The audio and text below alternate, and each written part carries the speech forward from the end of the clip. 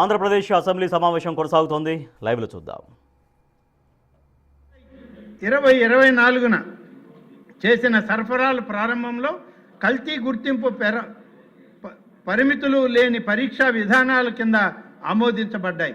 తదనంతరం నమూనాలను NDDP cough ప్రయోగశాలకు పంపగా అక్కడ నెయ్యిలో వనస్పతి మరియు జంతువుల కొవ్వులతో కల్తీ జరిగినట్లు నివేదించబడింది.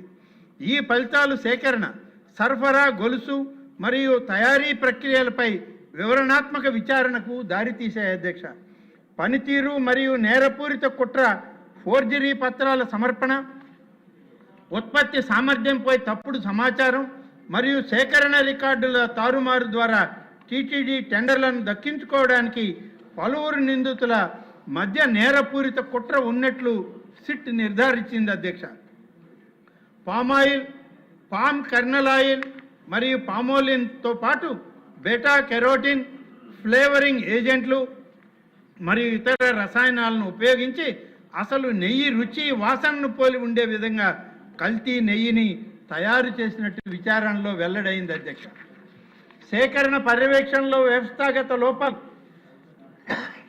ఒక దశలో తిరస్కరించబడిన కల్తీ సరుకులు తదనంతరం ఇతర సంస్థల ద్వారా మళ్లీ సరఫరా చేయబడి ఆమోదించబడ్డాయని, ఇది తిరస్కరించబడిన సరఫరాల ట్రాకింగ్, ధృవీకరణ మరియు పారవేయడంలో వ్యవస్థాగత లోపాలను సూచిస్తుందని విచారణ వెల్లడించింది.